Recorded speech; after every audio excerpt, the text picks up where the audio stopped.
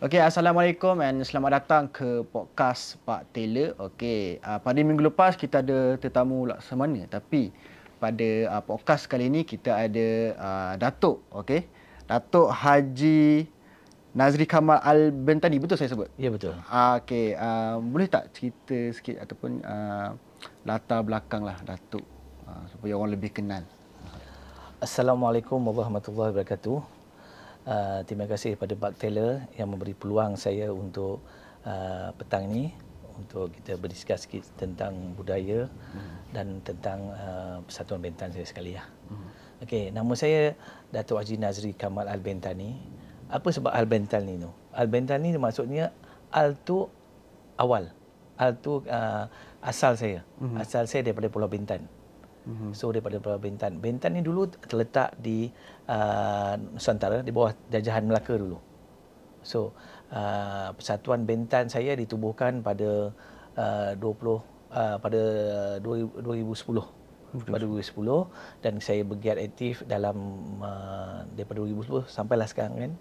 So kami lebih kepada silat, kebudayaan tu dari segi pemain teater, betul dari segi busana lah. Baguslah sekarang anak-anak Melayu dah bangkit dengan bertanjak apa semua. Kita 2010 dah start pakai tanjak lah semua dulu lah. Cuma tak popular lah sekarang. Tak popular macam sekarang lah. Sekarang ni kalau kita tengok macam ramai jugalah kan, ibu bapa ni galakkan anak dia pakai tanjak. Kalau beraya ke sekarang kan macam tanjak warna hitam semua tu kan. Sekarang dah ada nampak orang kata apa trend tu sekarang lah. So kalau dari segi aktiviti yang akan terbaru ni kita buat teater. Gema Tujuh Petala Langit. Gema Tujuh Petala Langit ni tentang Palestin lah. Selain pada itu Persatuan Kebajikan Zuriat Keturunan Pusaka Bintan Malaysia ni selain mengangkat zuriat ataupun keturunan leluhur kita, iaitu dari dalam Persatuan Bintan ni kebanyakannya waris telah saya, macam saya zuriat daripada Laksamana Bintan. Laksamana Bintan. Kalau lebih sinonim kalau tahu cerita filem Melayu iaitu Sultan Mahmud Mangkat di Julang. Sultan Mahmud Jelang, itulah keturunan kami. Dia daripada Tun Telanai. Sebab Laksamana Bintan ni sendiri dia juga bersepupu dengan Sultan Mahmud Mangkat di Julang. Kalau kita tengok sejarah Melayu tentang ketaatan Hang Tuah dan tentang keberanian Hang Jebat, dia tak sanggup bunuh raja. Sebab raja adil, raja disembah, raja zalim, raja disanggah. So benda dah berlalu, kita berlalu lah. So generasi muda ni sekarang kita angkat budaya. Bila kita angkat budaya, kita boleh angkat leluhur sekali. Leluhur tu faham kan? Leluhur ni macam orang terdahulu pada kita, pejuang-pejuang dulu, panglima, macam itulah. Maknanya tu tubuhnya Persatuan Bintan ni untuk melestarikan warisan tu sendiri ke macam mana? Mewarisi warisan sendiri dan ingin mengangkat kembali leluhur kita lah. Leluhur saya tu Laksamana Bintan. Laksamana Bintan ni sebelum ada kerajaan Melaka, kerajaan Bintan ada lebih awal. Sebelum kerajaan Temasek. Apabila kejatuhan kerajaan Sriwijaya dari Palembang, dia ke Bintan dan mengahwini Ratu Bintan. Dulu Bintan tu dia punya raja tu perempuan. Dan dia mendapat anak dan terus membuka Temasek oleh Sang Nila Utama lah. Daripada Zurat Sang Nila Utama tu baru masuk Parameswara ke Melaka pada abad 15 tu. Parameswara, Melaka diserang pada 1511 kan. Dan bila diserang, dia lari balik ke Bintan. Betul bermula. Bintan ni kerajaan ada sekitar 800, sejak abad 8, abad 9 dah ada. Lama sudah. Maknanya ada kaitan tu memang berkait rapat lah dengan kerajaan Melaka pun semua tu. Sebab dulu Melaka ni bukan hanya di Melaka. Riau tu, Pekanbaru, Riau tu, Batam, Jambi, Bengkalis, semua di bawah Melaka. Dia bukan macam kecuali Kedah lain. Kelang di bawah Merawangsa. Okey, so maknanya tubuhnya persatuan itu disebabkan ialah kan sebab kita nak mewariskan kita punya warisan kan, and juga apakah aktiviti selain daripada kita nak menjaga warisan tu, apakah aktiviti yang juga dibuat oleh Persatuan Bintan ni, okey, untuk melestarikanlah warisan tu? Okey. Persatuan Bentan ni kita melestarikan iaitu tentang macam mana busana berpakaian. Kami juga sudah buat tanjak terbesar di dunia di Istana Budaya kalau ada tengok saya punya video. Dan kami juga membuat selain pada kerja kebajikan, macam mana kami nak tarik anak muda untuk mengingati sejarah, mengingati leluhur ni, mengingati warisan, mengingati macam mana suka minat pada keris, pada apa. Saya buatkan satu kelab, iaitu Kelab Bentan Malaysia Bikers. So itu ada ahli dari Singapura dan Malaysia. Selain saya terapkan sejarah, culture dan ride. So dia tengok sejarah dan dia tengok culture, baru dia ride. Separuh orang dia mutu dia untuk kebajikan je. Tapi saya buat lebih pada sejarah. So contohnya kita buat jejak Raja Melewar di Negeri Sembilan, kita buat jejak 4 undang. So kita ride ramai-ramai lah. So bila kita sampai destination tu, dan kita akan terangkan siapa itu undang, siapa itu Raja Melewar, macam mana tu tubuhnya kerajaan ni. Kita tak tertumpu saja pada Bentan juga. Kita open lah. Kita ada buat jejak Laksamana Bentan, kita ride daripada Kota Tinggi ke di mana mula-mula dia datang berlabuh. Kita ada juga jejak Mak Kilau, kita ride daripada KL pergi ke Gua Kota Gelangi, ke Pulau Tawar di Mak Kilau, kita ziarah. So kita buat minat je lah. Selain kita buat pelatihan membelajar tanjak secara percuma. So next bulan 6 ni kita buat belajar tanjak di Negeri Art School secara percuma. Sebelum ni kita ada buat bayaran RM80, RM120. Kita kerjasama dengan Jabatan Warisan Negara, dengan Museum Negeri Sembilan, Museum Melaka, semua kita dah buat. So kita sekali ni kita tak nak, kita nak bagi ilmu. Sebelum kita bagi ilmu, kita bagi cara percuma. So cara macam tu kita boleh mengembang lagi. Betul. Macam busana. Busana ni mula-mula dia orang terpaksalah beli material Pakistan, India punya kain. Lama-lama dia belajar, kita pun ada buat songket di Terengganu, di Kelantan, di Pahang pun songket. So knowledge tu kita bagilah kat dia orang. So kita nak berjuang, kita berjuang daripada segi budaya sinilah. Selain saya ada mencipta lagu juga. Saya ada lagu pun ada? Ada, lagu Sayang Laksamana Bentan. You all boleh tengok dekat YouTube atau di RTM memang ada. Ada kat YouTube ada? Ada kat YouTube ada Sayang Laksamana. Penyanyi dia ada 2 orang. Satu Shidi, penyanyi Malaysia, penyanyi Otai kita. Dan satu Icha daripada Indonesia. Okey, so nanti kita akan sediakan link kat bawah kepada siapa yang orang kata apa nak dengar kan. Dekat link description kat bawah. Okey. Saya rasa bak ni boleh juga satu orang kata apa ni? Apa orang cakap sebagai bukan penyebar lah. Kalau dia mengangkat baju Melayu sendiri, seperti baju apa ni, pakai baju apa tu, Kuala Johor. Johor kan. Teluk Belanga Johor, macam busana. Macam ni songket. Dulu mana ada orang buat jadi jas. Kita buat jadi coat ke. Maknanya orang kata apa? Kita nak apa tu memperbagaikan maknanya contoh kalau ada satu pilihan mungkin kita boleh orang kata apa invention tu invented benda yang baru lah, tapi tak meninggalkan orang kata apa ada punya asal itulah kan. Dulu orang tak tahu pesak tu apa ataupun kekek tu apa. So budak-budak Melayu kita teraplah benda macam tu. Kita buat seminar, buat kursus kan. So dari Persatuan Bentan tu kita bergiat macam tu. So teater ni kita kerjasama dengan Negeri Sembilan Art School. Kita buat kerjasama lah tentang teater, tentang puisi. Itulah yang kita boleh perjuang lah. So maknanya aktiviti tu dalam setiap minggu ke apa? Kita berbulan. Kita tak 2 bulan sekali kita ada program ni. 2 bulan sekali kita ada program lain. So kalau bulan puasa kita buat program bubur lambuk bagi free. Kita buat bagi anak yatim. So duit tu yang kita dapat adalah daripada duit persatuan sendiri dan ada collection sama kita. Begitulah kita mencari. Okey, sebenarnya kata apa baguslah kan. Okey. Kita selain daripada kita contoh macam ride tadi kan, selain daripada kita nak ride motor, mungkin kita juga boleh belajar something kan. Sambil ride tu kan, kata apa ride sambil buat amal macam tu kan. Ride buat amal. So kita ada ilmu. Okey, kalau kita tak ada ilmu buat tanjak, kita ada sahabat kita yang saya ada sahabat, dia pun ahli bersekutu. Persatuan Bentan ni mengajak juga ahli bersekutu, ahli kehormat. So dia ada duit tapi dia tak tahu macam mana dia nak tarik anak muda. So kita sponsor dia bengkel tanjak, kita sponsor dia kain untuk dia belajar. Macam mana nak tempa keris. Kita ada penempa-penempa keris lah di Bukit Candat contohnya, di Terengganu. So kita berhubung kait rapat dengan dia. So kita bagi knowledge. Macam permainan gendang serunai ni, saya ambil orang Indonesia belajar kat sini sebab pada Riau dia dah hilang identiti Melayu pemain gendang tu. Gendang nobat tu. So kita ambil balik lah. Saya banyak ada berkaitan dengan kerajaan Bentan di Riau tu, di Jambi, di Bengkalis kita ada hubung lah. Oh, maknanya kita tak tertumpu di Malaysia aja tahun 1999 aja buat event ni. Oh, dekat Indonesia pun ada juga. Ke Osaka pun kita pernah buat tanjak. Oh, dekat Osaka. Osaka sampai saya pakai tanjak tu di Gunung Siga, dia tu gunung salji dia tu. Orang pun pelik, orang semua pakai cap, pakai snow. Kita pakai memang sejuk telinga. Tapi kita nak angkat Melayu tu kan, nak angkat yang orang tu, oh ni Melayu punya Melayu punya dress. Macam tu lah.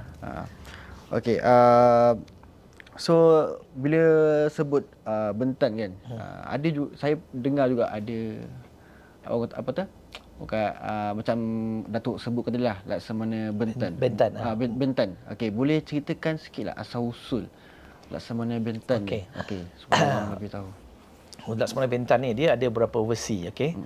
Daripada versi kami, keluarga kami, keturunan kami yang daripada Johor di Pengerang, Laksamana Bentan tu bukan ada seorang isteri aja, dia ada dua. Tapi kalau kita tengok dalam movie Hitam Putih Melayu ni yang diberlaku oleh Nurdin Ahmad, isteri dia satu aja, nama dia Dang Anum. Kalau sumpahan berlaku, 7 keturunan Laksamana Bentan atau orang Bentan tidak boleh menjejaki kota tinggi.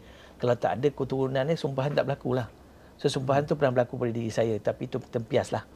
Dia saya cerita sikit. Dan Laksamana Bentan ni asalnya dia ada nama sebetul dia adalah Megat Sri Rama. Dia ada nama lain panggilan dia. Dia mempunyai 2 isteri. Sebelum dia ke Tanah Melayu, dia dah ada isteri di Bentan. Dang Anum tu yang dia orang story kan. Cerita Dang Anum ni. Dia belah nangka, makan, so raja. Itu memang ada dalam buku Tufat An-Nafis dan ada buku dalam buku sejarah Melayu. Yang Laksamana Bentan ni, dia bunuh raja atas kezaliman raja. Menjunjung titah sang sultan, menjaga negeri nan bertuah, berpagar janji menjaga maruah. Alangkah terlukanya hati bila janji dimungkiri. So bila janji dimungkiri, Laksamana Bentan ni, orang Bentan ni dipegang pada janji. Apa yang aku kata, aku kota. So dia dah terinaya. So Laksamana Bentan dia betul-betul bela. Laksamana Bentan dalam versi Malaysia dia mati di Kota Tinggi. Tapi dalam versi keluarga kami pun mati di Kota Tinggi. Tapi dalam versi Indonesia dia tak mati di Kota Tinggi. Apabila dia cedera, dia dibaling keris selalunya berbisa. So kena sumpahan pada Laksamana Bentan. Dia diambil dan dilari ke Temasek Singapura dan terus ke Pulau Siantan Indonesia dan dia mati di Bentan. Itu versi Indonesia. Tapi versi Malaysia macam kita, dia mati di Kota Tinggi. Oh, so ada 2 versi lah. 2 versi. Dan kami adalah zuriat daripada Riau tu lah, daripada Bentan tu lah. Oh, daripada. So moyang saya daripada Tanah Melayu, daripada Bentan ke Tanah Melayu 1850. Dia datang ke sini dan kahwin dengan orang Pengerang, orang Sungai Rengit, dapat datuk saya Harun. Dan bapa saya kahwin, datuk saya kahwin dengan sepupu, dengan adik pada datuk moyang saya, dapatlah Sakyah. Sakyah dengan Harun kahwin, dapatlah Kamal bin Harun, bapa saya. Kamal ni lah yang berdarah putih. Dia lah pemegang keris Laksamana Bentan yang saya waris sekarang. Keris yang bunuh raja dan ada satu beberapa lagi barang pusaka yang diwarisi oleh saya sebab saya seorang anak lelaki.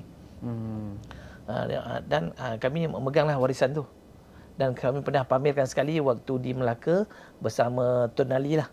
TYT Melaka dia minta kita buat pameran, itu sekali yang kita pernah bawa keluar. Oh, yang tu first. Sebelum tu tak boleh kita takut lah. Dan sumpahan ni kalau nak ikut kejadian 1699 sampai 1899 dah habis. 7 keturunan bersamaan 200 tahun. So 200 tahun habis. Saya pun ikutkan dah habis. Sebab mak saya orang Melayu, orang Sembilan, orang Rembau. Tapi bapa saya ni sebab dia berdarah putih. So waktu tahun 78 saya pernah ingat lagi pergi kecil tu yang saya cerita. Perut kami buncit naik. Muntah-muntah apa semua. So bawa lah ke kampung. Kalau nak balik ke Pengerang tu kami terpaksa ikut jalan laut. Jalan darat tak ada. Kami naik daripada Kongkong Pasir Gudang, naik ke Tanjung Pengelih, naik Peribet Sapu baru balik sampai rumah. So satu hari tu tahun 78 nak cuba ikut jalan darat.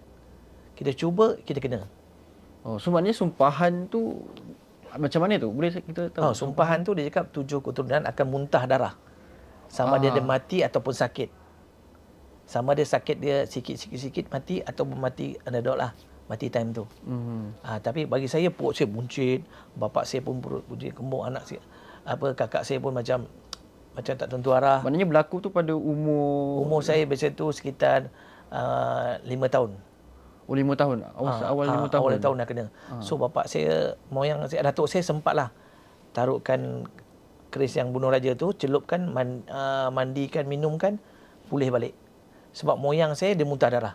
Sebab moyang saya yang ke-7, saya yang ke-9. Sumpah tu 7 keturunan. Macam itulah berlakunya sejarah keluarga kami lah. Laksmana Bentan ni seorang yang alim, seorang yang kuat pada ilmu kebatinan dia, silat dia. Hamba berikan madu kenapa dibalasnya dengan tuba. Maknanya dia berjuang bermandikan darah untuk mempertahankan Johor Mengalau Lanun, tapi raja diberi amanah atau dia berjanji untuk menjaga rumah tangga dia, tapi dia sendiri yang membunuh isteri dia. So itulah kata apa cerita di sebalik cerita dan keaiban raja-raja dulu kita tak payahlah nak cerita, tapi kita ambil apa yang orang faham. So benda yang dulu biarlah jadi sempadan pada kita lah. So maknanya janganlah kita taat membabi buta. Kita guna bila berkata kita gunalah akal. Kita bercakap jangan guna nafsu. Itulah. Okey, so itu kata apa? Introduction lah, siapakah Datuk sendiri dan juga sejarah di sebalik nama Laksamana Bentan itu sendiri. Okey, so kita akan berehat sebentar. Okey, and lepas ni kita akan kupas lebih mendalam lah. Okey. Seperti keris yang membunuh raja tu, kita nak tahu macam mana kata apa berapa lok okey, so stay tune dan kita akan sambung kejap lagi.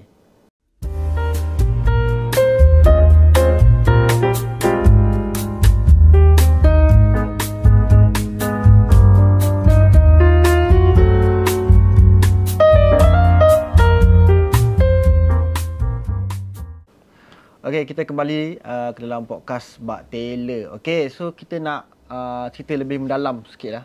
Okey, tentang keris yang dipakai oleh Laksamana Bentan itu sendiri untuk membunuh sultan. Okey, kita macam mana ada keris yang lama daripada 60-an abad 16. Daripada abad 16 sampai sekarang tu masih lagi ada. Maknanya dari segi penjagaan dia kan. Macam mana dia diturunkan diturunkan lah. Macam mana? Cerita sikit. Keris Laksamana Bentan. Keris Laksamana Bentan ni dia mempunyai 13 lok. Bila keris kita nak tahu dia ada 7 lok, ada 9 lok, ada 13 lok. Tapi kalau biasa pembesar ataupun orang raja, dia agak panjang. Kerana macam Laksamana Bentan tu ada 13 lok. Keris tu diguna oleh Laksamana Bentan. Sebenarnya keris ni dia sebenarnya kalau kita cakap abad 16, kita cakap tahun 1699, dia akan cakap abad 17. Kalau tahun 17 dia akan cakap abad 18. Itu dalam perkiraan. So keris tu dia wujud lebih awal pada Tuan Empunya je. Pada 1699 kejadian dia. Keris Laksamana Bentan ni diturunkan oleh bapa saya kepada saya. Moyang saya daripada Bentan, dia dah bawa keris ni. Pada abad 1850 dia dah bawa. So keris tu diturunkan kepada datuk saya dan diturunkan kepada bapa saya dan turun kepada saya. So dia harus ada penjagaan lah. Dengan dia punya resam dia lah. So maknanya memang dijaga betul lah keris tu.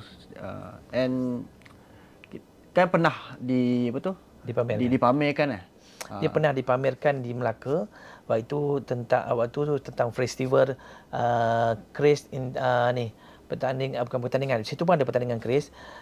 International keris diadakan oleh Tun Ali dengan pihak museum Perzim. Dia pihak Perzim memohon pada saya untuk membuat pameran masa tu.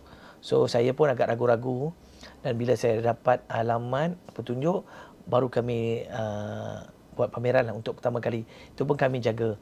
Pagi letak, petang kami buat balik. So kami tak boleh tinggalkan kat situ. Keris ni kebiasaan pada bulan Muharram kita akan cuci dia. Bulan Muharram kita cuci, dan kita ada berbeza. Cara orang penyucian dia lain dan kita penjagaan besi kita lain. Kerana besi ni ada, kita nak jaga pamor dia, nak jaga sebab keris dah lama karat. Kita pun tak boleh pakai, separuh orang cuci pakai acid lah, pakai minyak, ada yang pakai kelapa, ada yang pakai nenas. Dia banyak lah. Dia punya setiap orang tu berbeza cara cucian. Kalau Jawa cuci kerisnya agak berbeza daripada kita. Berbeza macam ni tu? Berbeza. Dia pakai dari segi minyak, ataupun macam kita pakai, nak buang karat kita pakai batang pisang boleh, kita pakai nenas boleh, kita pakai, sekarang ni orang pakai jus limau, pati limau tu pun boleh. Ada yang cuci pakai minyak air kelapa untuk buang karat. Maksudnya berbeza lah. Berbeza. Kalau macam separuh tu dia just taruh minyak atar, perasap, cuci pakai biasa, pakai limau aja. Dia beza tu sebabkan dari segi dia punya bahan tu ke? Dari segi bahan, dari segi adab itu pun, adat tu pun lain. Adat pun lain. Adat pun main peranan juga. Ada main peranan juga. Ada juga. Kalau Jawa dia dengan cara Jawa dia. Kalau Melayu kita dengan cara Melayu kita. Kalau kita tak tahu boleh macam datuk keris datuk boleh yang tu macam ya, okey.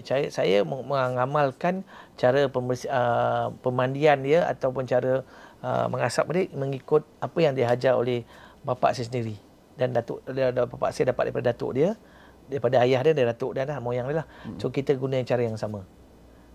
So kita gunakan limau, kita gunakan minyak wangi, kita gunakan perasap kemimian ataupun stanggi yang untuk wangi-wangian. Itulah. Dan kita tak adakan beruskan macam cuci nak nampak balik dia punya tu, tidak. Cukup macam tu saja.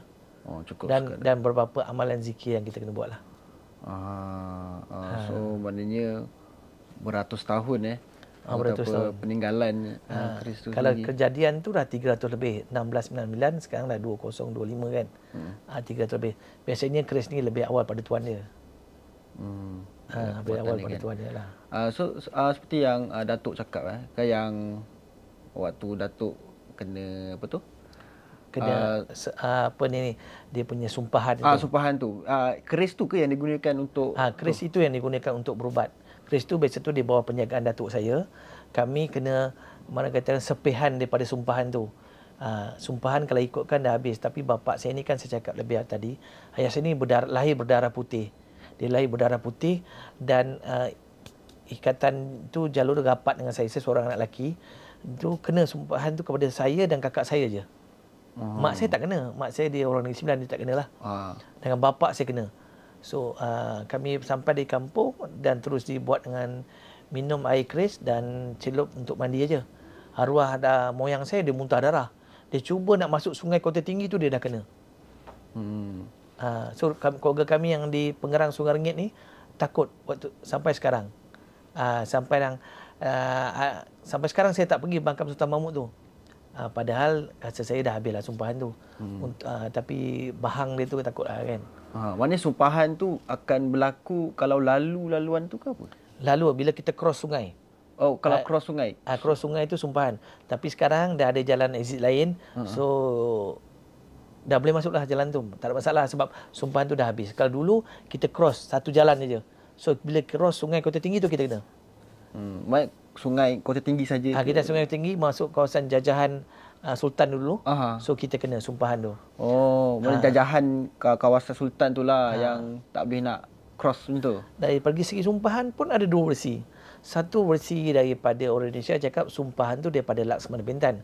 Apabila orang itu inaya, Tuhan kabulkan doa dia. Atau dia menyumpah keturunan dia jangan memasuki Kota Tinggi. Dalam story cerita, keturunan Laksmana Bintan tidak boleh menjejaki Kota Tinggi. Bermuntah darah. So kalau macam dulu, Sultan dulu, Raja dulu, dia ilmu dia banyak. Kalau Nabi, kalau wali dia panggil karamah. Kalau Rasul, kalau Nabi dia panggilnya apa? Kalau Nabi dengan kelebihan dia panggil apa? Betul. Cuba ingat. Kalau raja dia panggil dengan daulah dia. Kalau wali dia panggil dengan karamah dia. Kalau rasul mukjizat dia. Mukjizat dia. Kalau macam raja daulahnya. Kalau kalau Laksmana dengan ilmunya kan. Dengan ni. So mungkin sumpahan tu memang betul daripada sultan lah. Okey, menarik lah. Orang kata macam bila kita dengar sumpahan kena tujuh keturunan ni, kalau dari perspektif orang awam, dia orang akan rasa macam itu macam betul ke tak betul ke, dongeng kan, betul dongeng, tak? So macam mana daripada Datuk sendirilah nak apa tu, menerangkanlah kepada orang awam yang sebenarnya ada juga yang betul, ada juga cerita yang orang kata apa, itu dongeng tu sendiri. Macam mana tu? Bagi saya cerita sumpahan tu wujud. Sebab saya kan pernah cakap, saya 78 saya pernah kena. Dan ayah moyang saya pun pernah kena. Sumpahan tu berlaku pada keluarga kami lebih rapat. Tapi pada orang lain cakap, saya pergi tak bolehlah sumpahan, muntah darah. Dah habis dah. Dah habis sumpahan tu. So sumpahan tu betul-betul wujud lah. Contoh macam Masuri. Masuri di Langkawi. 7 keturunan. Lepas 7 keturunan, Langkawi maju sampai sekarang. Contoh Masuri. So kalau orang dulu dia lebih pada, saya cakap dia lebih pada ilmu. Kalau Rasul dengan dia punya mukjizat, kalau raja dengan daulatnya, kalau Nabi kalau para wali dengan karamah dia. So mungkin dengan ilmu yang ada pada raja ni, daulatnya, orang panggil daulat sebenarnya ilmu. Dengan ilmu dia tu, dia boleh menyebabkan macam itulah. So ada juga kalau contoh kalau Datuk macam bercerita kan tentang ni, ada ke pernah orang macam deny kan ke? Memang ada orang deny. Cakap betul ke ni keturunan dah mati kena bunuh. Saya cakap itu versi awak. Tapi versi saya, keturunan saya, pusaka simpan, itulah keluarga kami. Kalau kita tak boleh nak, kalau orang tak percaya kita nak yakinkan dia, betul. Tak boleh. So kita cakap dengan terus ikhlas, apa yang jangan kita bohong-bohong, kita tak ada benda ni, kita cakap benda ni.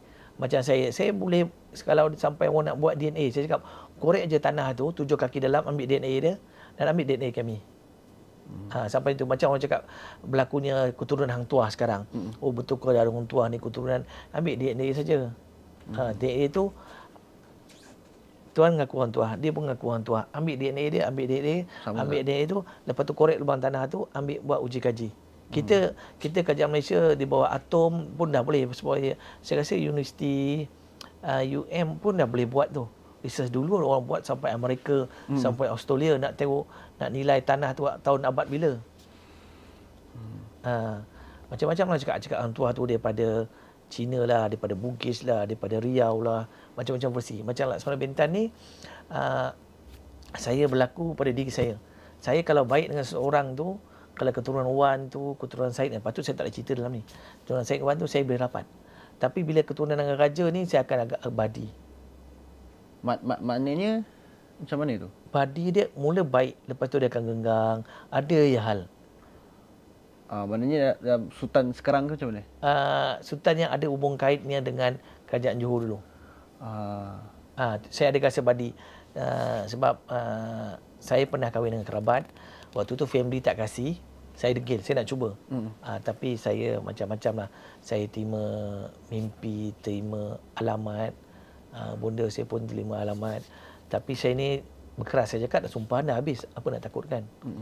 Tapi betul-betul terjadi. Terjadi tu macam mana? Terjadi apa? Dimarahi dalam mimpi. Saya itulah saya macam panas saya satu rumah tu, atau saya baik dengan satu tengku, baik-baik mesti panas sebab kita ada orang yang berlawan dengan keturunan raja ni. Tapi saya hormati raja, hormati organisasi tapi bila tak betul, dia rasa macam orang cakap tu macam cepat berang lah. Ada yang tak kena ni tu lah. Tak kena. Tapi kalau keturunan Said, Engku Wan ni, saya boleh duduk lagi. Tapi saya dah cuba. Berapa banyak kawan saya cuba, Tengku mesti ada clash je. Tapi sampai tu sekarang saya rasa. Sampai sekarang And then saya rindu pada luar. Kadang berapa bulan sekali saya mesti pergi ke Bintan. ke Gunung Bintan, saya pergi ziarah kubur. Sampai sekarang saya jaga kubur Laksamana Bintan tu, dan alhamdulillah Menteri Besar Johor sekarang dah menaik taraf tanah makam perkuburan di Kota Tinggi tu. So maknanya tanah perkuburan tu dekat Kota Tinggi lah. Kota Tinggi di Kampung Kelantan di tepi sungai. Sekarang dah jadi tempat pelancongan dibuat oleh Menteri Besar Johor yang baru ni. Dia buat ada cruise, mana cruise boleh jalan dekat Kota Tinggi tu. So you all boleh tahu tentang sejarah Kota Tinggi lain lah. Okey. Faham. So keris tu, okey. Keris tu kadang-kadang masa kalau lama kita tak apa, dia bergodak. Dia bergodak. Maksudnya bergodak tu kita letak dalam, saya simpan dalam lemari. So kita tak boleh kunci. Kalau kita kunci nanti dia tengah malam. Adalah bini saya pun pernah dengar, anak saya pernah. Saya pun pernah. Dia bergodak. Macam ada orang goncang. Ada orang goncang? Dan so maknanya simpan dekat mana tu? Saya simpan dalam almari. Tapi tak kunci. Almari tu tak kunci. Keris tu kita renggangkan. Maknanya just macam kata tak tutup tapi tak dikunci lah. Tak dikunci. Dan nanti mistiknya, kalau dah lama kita tak perasap, dia kodak kodak. Banyak jugalah berlaku. Pernah berlaku dan anak saya pernah dengar, saya pun pernah dengar. Tapi saya cakap tu kita jangan lalai lah, kita perasap balik. Maknanya itu ada kaitan jugalah dengan setiap keris ni yang empu yang buat tu dulu, biasanya ni kalau cerita mistiknya, dia ni ada keris ni ada kadam dia, ada penjaga dia. Penjaga dia. Kalau keris pamor baru, keris Indonesia yang baru ni yang jual RM100, RM200 tu, keris pengantin ke tak ada apa-apa tu kosong. Keris yang dah pernah makan darah ni lain. Dia dah pernah makan darah lanun, dah pernah makan darah raja lagi. Tak keris saya juga, mungkin keris mak kilau pun begitu juga, atau keris-keris pusaka yang lain kan. Setiap orang tu ada keris leluhur dia sendirilah. Maknanya dari segi pendapat Datuk lah, tentang keris yang ada kodam ni, maknanya seperti keris Datuk sendiri ada Laksamana Bintan punya, maknanya ada lah kodam. Ada. Keris tu berlaku pada diri saya sendirilah. Maknanya itu kodam lah. Ada kodam itu, ada kodam. Ada penjaga dia keris ni. Ada penjaga dia. Contoh dulu, keris ni selalu dibagi oleh raja. Raja aku lantik kau jadi Laksamana. Dia akan bagi satu persalinan. Dia akan bagi baju, dia bagi satu persalinan dengan keris dia. Sebab macam kita kat rumah, kita ada keris pisau potong sayur, pisau tebang pokok. Kan banyak, berapa bilah lah rumah kita ada. Potong daging lain, potong pokok lain. Seperti Laksamana, dia ada keris dia, keris kuasa dia ada keris dia berlawan. So Laksamana ni, nama Laksamana atau nama gelar Ulu Balang ni harus dilantik oleh Sultan. Sultan yang bagi. Kata kita Datuk, kita tak boleh cakap kita Datuk. Datuk ni dia bagi oleh Sultan. Gitulah. Okey, so kalau macam perspektif orang luar kan, ada yang percaya kan, ada yang tak percaya. So bagi Datuk macam mana pandangan Datuk lah untuk orang yang percaya ataupun tak percaya pasal benda ni? Kalau berkatakan dia kena lalui benda macam cakap keris berdiri, keris terbang. Keris berdiri ni pasal imbangan keris tu betul. Dia ada imbangan dia boleh tegak. Macam rencong Bugis punya juga kan, dia punya badik Bugis, dia pun boleh macam ni semua. Sebab dia punya timbang dia cukup. Tapi dari mistiknya, kalau berdiri, kalau bergerak tu, itulah ada ritual dia, ada kena buat dia. Memang ada. Saya tak nafikan. Dan keris naik sendiri pun saya pernah tengok. Keris tu dia naik sendiri. Saya pernah tengok. Terbang tak ada, dia naik perlahan-lahan lah. Balik. Arwah ayah saya pernah buat. Waktu kita perasap tu, kita adalah arwah tertua dia punya amalan dia naik. Tapi sampai saya belum lagi lah. Tapi insya-Allah, tapi saya jagalah benda tu. Sebab dia keris lama dia akan kecut sikit lah. Besi, tak ada benda yang kekal di dunia ni kan. So kita rawatlah benda dia, jaga dia. Dia spirit dia, semangat dia lain. Kalau orang pegang keris, dia rasa lain lah. You akan rasa satu orang feel dia lain lah. Tapi bagi saya cakap saya pegang jawatan Presiden Persatuan kebajikan zuriat keturunan Pusaka Bintang Malaysia. Andai kata saya tak ada lagi, saya berharap anak saya, sepupu, anak buah saya boleh meneruskan. Kalau kita tak memperjuang atau tak mengangkat sejarah nenek moyang kita, leluhur kita, siapa lagi nak angkat? Takkan nak harap orang lain untuk mengangkat. Tapi jangan mengangkat tentang sejarah tu juga. Kita mengangkat tentang budaya dia sekali. Macam dulu, macam mana orang Melayu makan, macam mana orang jaga keris. Okey, kita kembali ke cerita Persatuan Bentan itu sendirilah. Apakah usaha ataupun amanah sebagai warisan Laksamana Bentan ni? Apakah maknanya yang perlu dijaga lah? Mesti kan ada keturunan, kan mesti macam ada benda yang perlu dijaga, apa semua tu, boleh cerita sikit? Okey, untuk yang boleh jaga, kita jaga adab sopan kita jaga pusaka yang ada lah. Itu saya cakap tadi, macam andai kata saya tak ada, saya nak pewaris ni bukan daripada sebagus dia, kalau ikut jalurnya daripada anak saya, anak lelaki saya yang mengalih. Tapi kadang rezeki ni tak tentu, kadang Tuhan boleh bagi ke sepupu saya yang boleh mewarisi benda tu. Tuan keris ni akan tahu pada tuan yang baru. Dia akan pilih. Dia akan pilih. Dia akan tunjuk minat, akan pilih. So benda ni, macam saya dulu, pada dulu tak minat, tapi bila benda tu datang belajar, saya minat pada tu lah. So in future saya sampai nak buat Yayasan Laksamana Bentan. Saya nak ada building dia sendiri dekat situ. Selain saya tahu orang yang bergiat dalam budaya dan artis, dia tak kaya. Dia tak kaya. Tapi saya lebih pada kepuasan lah. Kepuasan daripada nak berjuang dengan benda ni. Saya nak satu legasi baru yang boleh memperjuangkan ni lah. So peninggalan daripada Laksamana Bentan itu keris sahaja? Keris dan ada satu bengkung lah. Bengkung? So bengkung tu ada macam Datuk nak ceritakan ke apa istimewa? Bengkung tu bengkung? Saya rasa itu daripada moyang saya. 1850 daripada Bentan dia guna balik. Kalau orang baru cakap sekarang ni, orang sekarang cakap, orang Melayu cakap ni tangkal lah. Tangkal. Azimat lah. Azimat lah. Tapi saya tapi sikit lah. Bengkung. Kerana dia surutkan di belakang bengkung. Ada lah. Ada masih. Maknanya itu pun sama jugalah dia punya. Sama, dia sepasang datang. Buat tu moyang saya dapat, atuk saya dapat, bapak saya dapat sepasang. So saya pun diserahkan sepasang sehari sebelum bapak saya meninggal, dia serahkan saya.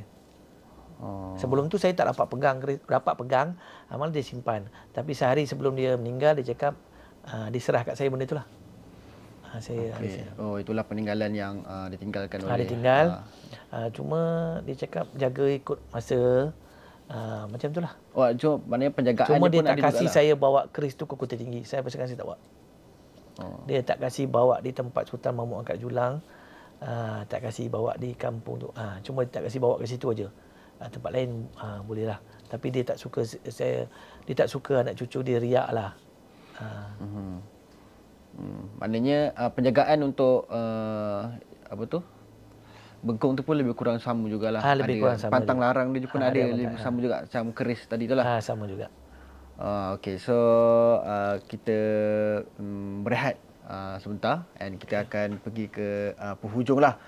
Okey, so jangan lupa stay tune and kita akan cerita lagi lah lebih mendalam tentang cerita daripada Datuk sendiri, and kita kembali ke lepas ini.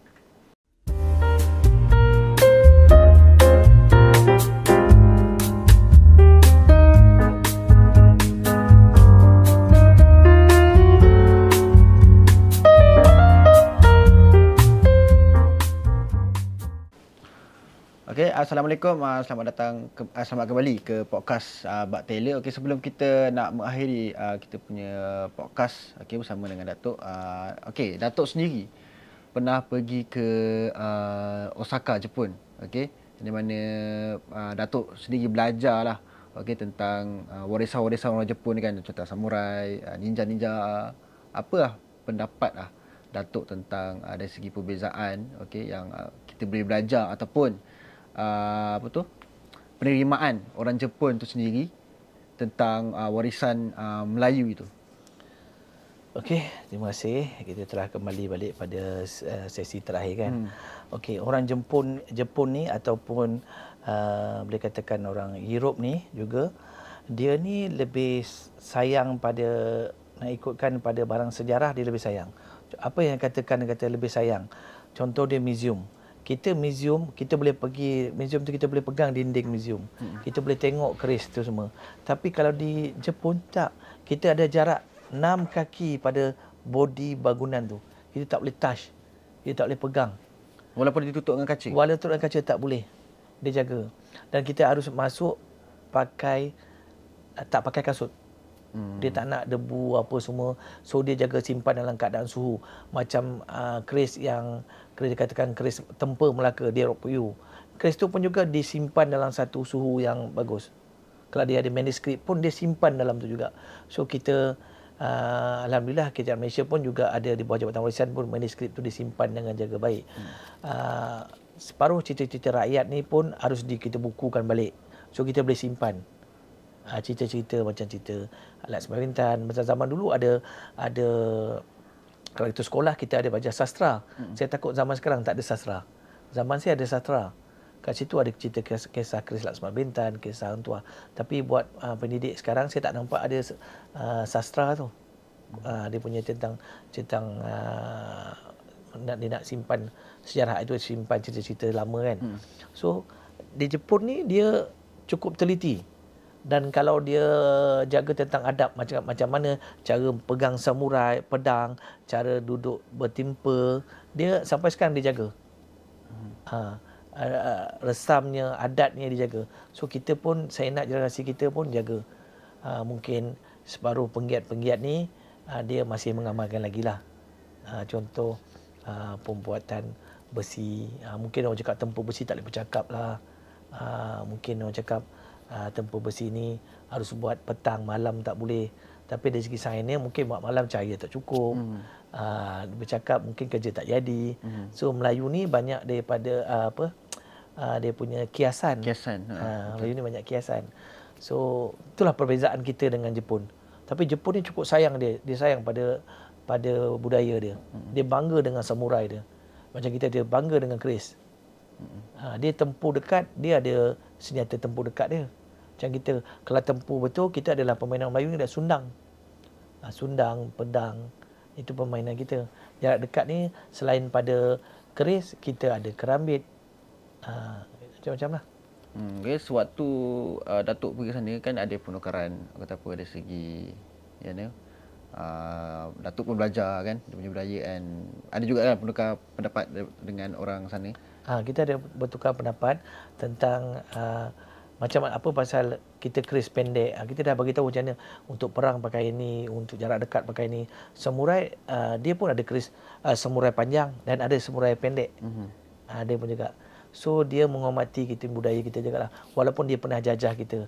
Dan dia juga pernah akui tentang kehebatan pendekar-pendekar kita zaman dulu yang melawan British. Melawan Jepun juga. Mana semangat tu lah. So ada macam dia ada bagi apa tu opinion lah tentang Melayu punya warisan budaya ke macam mana, ada ke? Tak ada. Dia cakap dengan saya, guru saya nama dia Mr. Yagi, dan ayah angkat saya Mr. Itani. So dia cakap jagalah, dia bangga dengan apa yang saya buat sekarang ni. Nak perjuangkan benda tu lah. Okay. So kita sudah pun kepada perakhiran, ada tak Datuk kata-kata terakhir kepada penonton-penonton kita lah? Kata-kata saya nak bagi pantun sikit boleh lah. Pantun. Bagi silakan, saya bermohon pada anak-anak muda, pada bangsa-bangsa Melayu kita, sayangilah budaya, sayangilah adat, sayangilah sejarah dan sayangilah leluhur kita. Kerana adat dijunjung, budaya disanjung. Kalau bukan bangsa kita, bangsa siapa lagi yang ingin mengangkat martabat kita. Sebelum akhir kata, saya nak bagi pantun sikit lah. Dari Bentan ke Pulau Lingga, naik kolek bersama-sama. Adat dijunjung, budaya dijaga. Itulah pusaka bangsa kita. Tanjung Pinang indah berseri, tempat berlabuh kapal dagang. Seni Melayu tetap di hati, Persatuan Bentan akan terus berbakti. Anak muda Mari bersatu, jangan lupa asal usulmu. Budaya lama bukan lesu. Bentan Malaysia, warisan kita. Assalamualaikum warahmatullahi wabarakatuh. Okey, itu saja untuk podcast kita pada kali ini. Terima kasih ya Datuk sebab sudi datang hadir ke podcast Buat Tailor ni. Okey, kepada yang ingin belajar ataupun nak ingin kata apa? Lebih tahulah lanjut tentang Persatuan Bentan ni, boleh pergi ke Facebook. Kalau nak tahu tentang Bentan ni sendiri, Persatuan Bentan, dan tahu pada saya, boleh ke Facebook lah. Facebook Datuk Nazri Waris Megat Seri Rama, ataupun boleh menghubungi saya melalui bak Tailor pun boleh lah. Kita boleh kongsi tentang sejarah Bentan, tentang budaya Bentan sendiri, dan bukan Bentan saja, at least kita umum pada Melayu semualah. So saya mewawarkan kalau ada nak buat kursus tanjak, kami datang dengan secara percuma, insya-Allah. Kita ada tenaga pengajar yang berpengalaman. Mana seorang tu minat nak buat tanjak tapi tak ada kemampuan.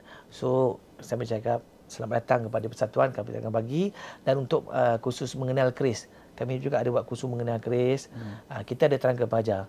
Kita pun juga nak buat gelanggang silat. Sekarang gelanggang dah ada. Kami cuma kita khusus pada Negeri Sembilan lah. So kita nak buat kelas secara percuma juga. Percuma juga. Percuma juga. Kerana kalau kita tak start, itulah jihad.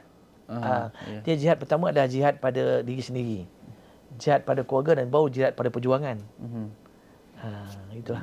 Okey, so kita akan letak di description nanti kita segala ni lah grup persatuan Bentan sendiri kita akan isi dah dekat bawah. Okey, so terima kasih kepada yang menonton podcast Buat Tailor. Jangan lupa subscribe, like dan juga share video ni, dan kita akan pergi ke episod yang seterusnya. Dan lagi satu boleh tambah? Boleh. Kalau nak cari baju Melayu, jangan lupa bak Tailor. Okey, jangan lupa Buat Tailor. Okey, boleh nantikan episod yang seterusnya.